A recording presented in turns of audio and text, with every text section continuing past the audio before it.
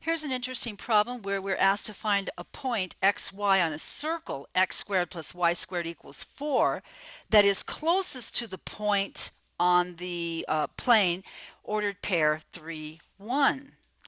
So this is an optimization problem, but it's quite different than what we've seen before. Step 1, we're going to name the item that we want to optimize. Distance equals d is the value that we want to minimize. We're going to minimize the distance. So here's the graph of the circle on the plane, and it's a circle, of course, of radius 2, centered at the origin.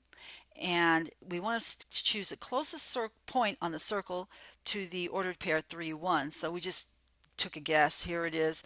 It's good. It has to be in the first quadrant here, and it just by the way it looks, by the geometry, and it's going to be the ordered pair xy. So we're going to minimize the distance between some arbitrary point xy and 3, 1 and figure out what the x and y are.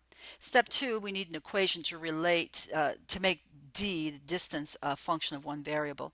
So we use a distance formula, but that has an x and a y in it. So we want to minimize d. It also has a square root. That's not easy to work with. So we realize that if we minimize d with the point xy, it's the same as minimizing d squared for the same point xy. Thus, we only really need to minimize d squared instead of d, and that will make our work so much easier because we won't have to deal with that radical. So let's go ahead and minimize d squared, and it'll give us the same xy that we're looking for. Thus, d squared, using the distance formula, is x minus 3 squared plus y minus 1 squared. Now we just need to get rid of the y. So what we do here is we first get rid of the square on each of the terms, and we expand it. And we eliminate y by using the equation of the circle.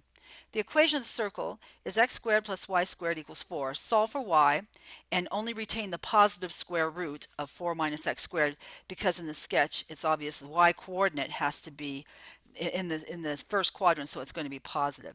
Thus we have d squared of x as a function of x. We're just going to replace y with this square root of 4 minus x squared and see what we have. We have d squared of x equals x squared minus 6x plus 4 minus x squared minus 2 times the square root of 4 minus x squared plus 10. And we simplify that, and we get negative 6x minus 2, parenthesis 4 minus x squared to the 1/2 plus 14. All right, now we're going to find the roots, and we're only going to find the zeros. Okay, we're not going to worry about finding the values of x for which the derivative is undefined, okay? Because we're not going to worry about the square root of negative numbers, since the sketch implies that y will be greater than 0. X will be greater than 0. Okay.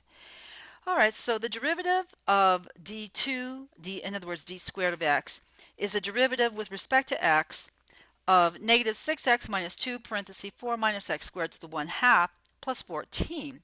And that turns out to equal negative 6 plus 2x over the square root of 4 minus x squared.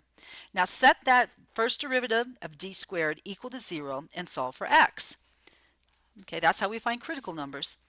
In this case, we're only interested in the zeros, so we set it equal to 0. We get 0 equals negative 6 plus 2x over the square root of 4 minus x squared. And then we isolate the x terms. We get them all on the left, the x expression. Let's see, we get rid of the 2. We'll multiply both sides by 1/2. Get x over the square root of 4 minus x squared equals 3. And then we'll square both sides, get rid of the radical. X squared over 4 minus x squared equals 9. And then we'll isolate the x squareds, and we get 10x squared equals 36. X squared equals 18 over 5. Take the square root, but only retain the positive square root of 18 over 5. Okay, and that will give us the square root of 90 over 5 when we rationalize the denominator.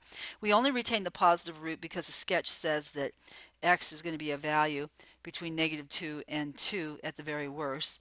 And for the sketch, we see it's going to be in the first quadrant. So that completes through step 3, and we'll have to finish up step 4 and 5 on the next video.